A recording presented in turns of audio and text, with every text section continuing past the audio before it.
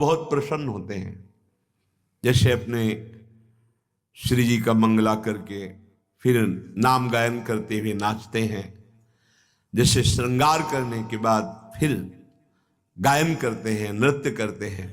कह रहे धन्य है उसका जीवन जो अपने पैरों में घुंघरू बांध करके प्रभु के सामने नाचता है।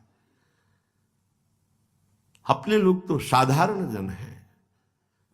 जो राजा जिनका महाभागवत नाम के आगे लगता है, मधुकर शाह जी, रोज का नियम था ठाकुर जी के शयन के समय जाकर स्वयं अपने पैरों में नूपुर बांधते और नाचते। एक दिन राजकाज में कुछ थोड़ा विलंब हो गया, गए तो ठाकुर जी का शयन हो गया था।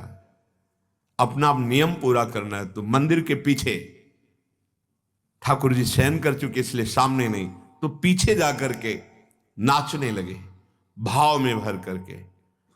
मंदिर का दरवाजा घूम गया, जिधर नाच रहे थे मंदिर का पीछे का हिस्सा था और पूरा मंदिर घूम गया और ठाकुर जी बात सुन रहे।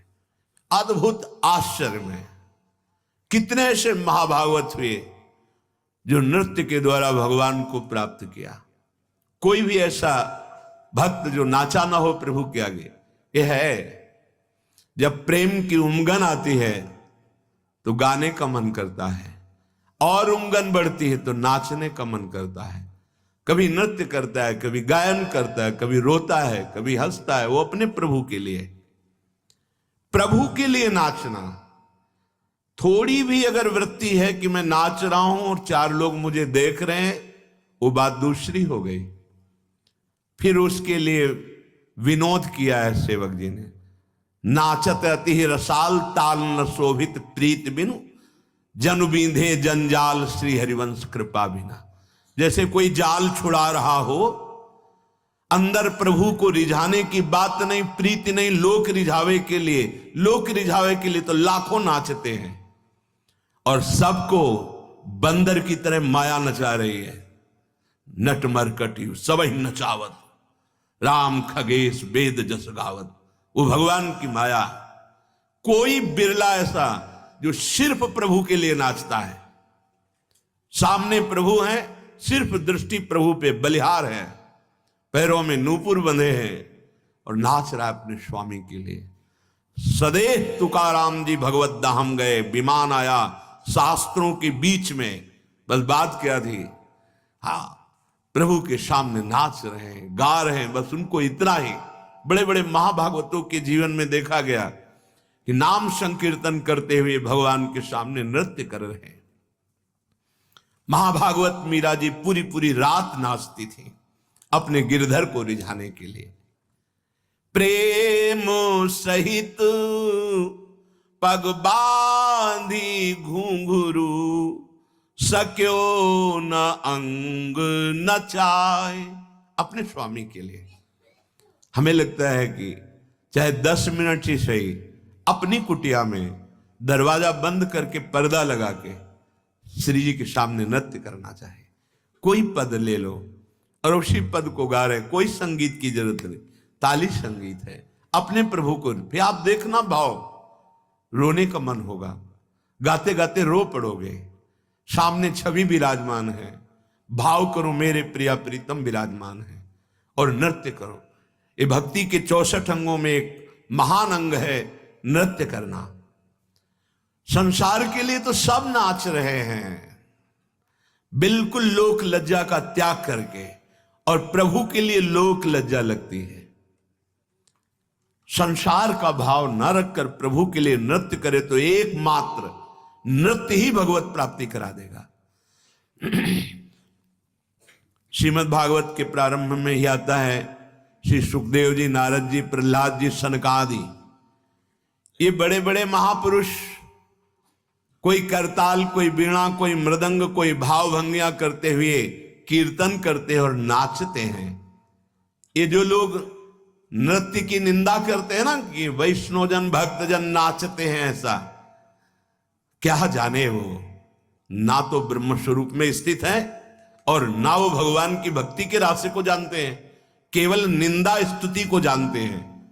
वो मात्र माया के ही बसीभूत होकर ऐसा बोलते हैं। नहीं, औरों की तो बात जाने दो, ज्ञानियों के परम गुरु भगवान शंकर तांडव करते हैं जब गोविंद के चरणारविंद उनके ध्यान में आते हैं। तांडव भगवान और स्वयं जगत गुरु भगवान श्री कृष्ण जो गीता गायक है, अद्भुत नृत्य कला के आचार्य हैं। आज तक कोई ऐसा नृत्य नहीं किया जैसा लालजू ने किया। कालिया के फणों पर ताल के साथ कालिया के फणों पर जो भारी विष का प्रहार कर रहा है, नाच नाच कर उसके अहंकार को नष्ट कर दिया। दैन्य होकर भगवान की शरण में हो गया। ये जो नहीं जानते हैं ना लोग, उपहास करते हैं थोड़े थोड़े वीडियो लेकर हर संतों के, और वो उपहास करते हैं कि देखो ये नाच रहे हैं। तो तुम्हारा दुर्भाग्य है, तुम माया में नाच रहे हो, वो गोविंद के लिए नाच रहे हैं, वो कृष्ण बोलकर नाच रहे हैं, राधा बोलकर नाच रहे हैं, तुम संसार में नाच रहे हो, ज्ञानी बनते हो। सनकादि से बढ़कर कोई आज तक ज्ञानी हुआ है क्या? हर समय 5 वर्ष की अवस्था ब्रह्मबोध से छके हुए महापुरुष। सुखदेव जी से बढ़कर वैरागी और ज्ञानी कोई हुआ है क्या? गर्भ से ही नाल छेदन नहीं हुआ, महाराज ने मुख नहीं देखा, अपनी मां को लौट के नहीं देखा। ऐसे वीतराग परमहंस शिरोमणि सुखदेव जी नृत्य करते हैं भाव भंगियों के द्वारा।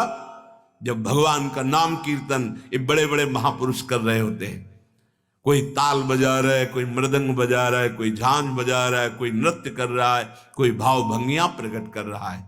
पता नहीं आज कौन सा ज्ञान दिमाग में आ गया है कि भक्तों की निंदा करना, नाम की निंदा करना, भगवान के साकार श्री विग्रह की जो अर्चा अवतार हैं उनकी निंदा करना, और वो ज्ञानी बनते हैं। और ज्ञान का प्रारंभिक स्वरूप होता है ना किसी की स्तुति, ना किसी की निंदा, सर्वम खलमिदम ब्रह्म की सिद्धि प्राप्त करना। पता नहीं कौन सा शास्त्र है उनका, कौन सा मार्ग है उनका। इन महापुरुषों को देखो जो सृष्टि में सर्वोपरि तत्व को जानने वाले, और भगवान के लिए कैसे भगवान के चरणामृत को परम ज्ञानी बोध संपन्न गुरुओं के गुरु भगवान शिव माथे पे धारण किए हैं। आज भगवान की शिव विग्रह की अर्चना वंदना को अविद्या समझते हैं।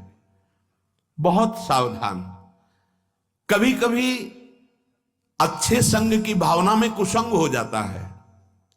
हम समझते हैं कि हम साधु संग कर रहे हैं, पर वो कुसंग हो जाता है। स्थूल शरीर में संपूर्ण आसक्ति है, और बात करेंगे निराकार की। बात भी साकार से हो रही है। एक टाइम भूखे नहीं रह सकते, इतना शरीराभिमान है। किसी के द्वारा किया हुआ थोड़ा अपमान नहीं सह सकते। बात करते हैं सर्वोपरि परम तत्व की, और उसका खंडन करते हैं जो अन्य रूपों में वही विराजमान है। पता नहीं चलता कौन सा ज्ञान है। गोस्वामी जी ने इसीलिए बहुत शोध के लिखा है, ब्रह्म ज्ञान बिन नारी नर करें न दूसरी बात, और कौड़ी लागी लोभवश करें विप्र गुरुघात। ऐसा ब्रह्म ज्ञान। कोई कह सकता है कि इनको ब्रह्म ज्ञान की अवहेलना करते, नहीं नहीं, जीवन वही रहा है, उसी से आए हैं, ऐसा ना समझो। सच्चा ब्रह्म ज्ञान यही है, सर्वम खलमिदम ब्रह्म ने नानास्ति किंचन, किंचन मात्र ब्रह्म के सिवा कुछ नहीं है। अब किसकी निंदा करें, किसकी स्तुति करें, किसका नमस्कार करें, किसका तिरस्कार करें? वही है ना। फिर मौन सच्चिदानंद स्वरूप में स्थित, अगर मुखर तो उसी की महामहिमा का वर्णन, पर ऐसा नहीं होता। एक छोटा सा व्यसन नहीं छोड़ सकते।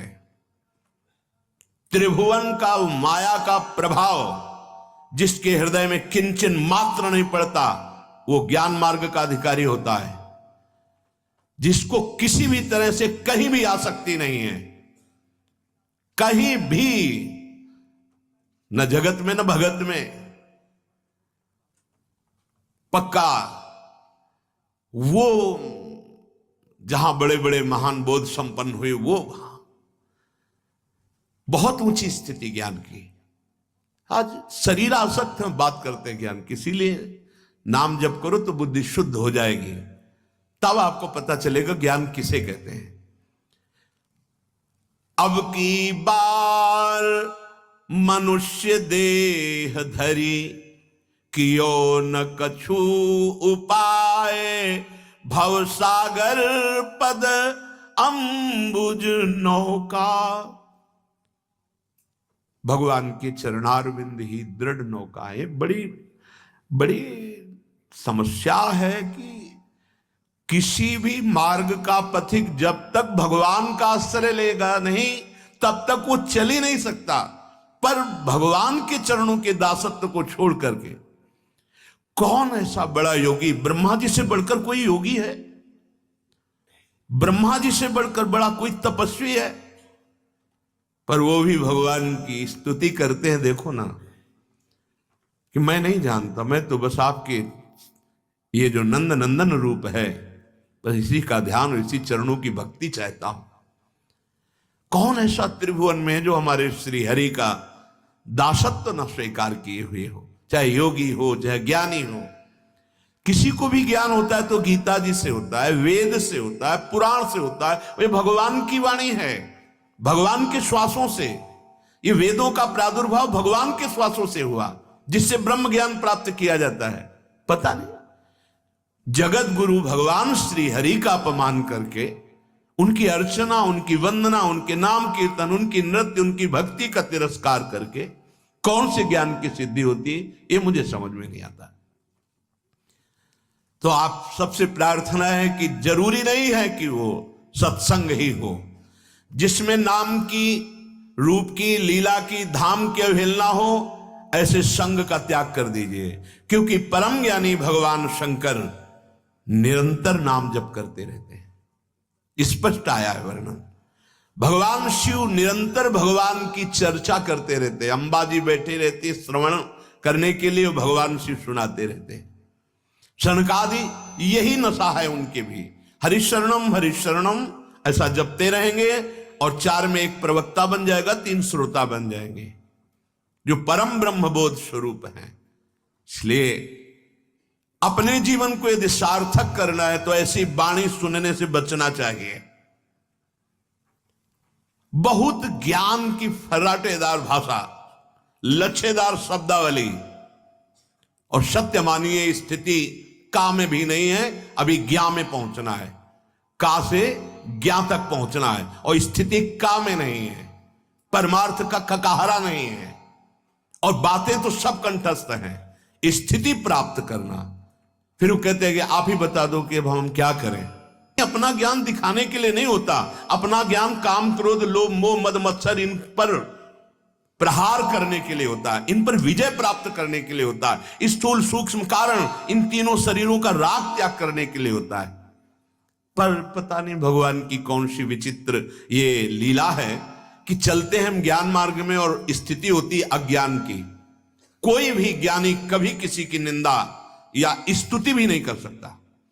जो निंदा स्तुति दोनों से परे, क्योंकि किसकी स्तुति करे? उस मैं के सिवा कोई है नहीं। वो मैं उसी में शुद्ध ब्रह्म में स्थित है, न नमस्कार न तिरस्कार।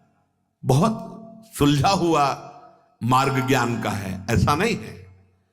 अखंडानंद प्राप्त होता है, कैवल्य परम पद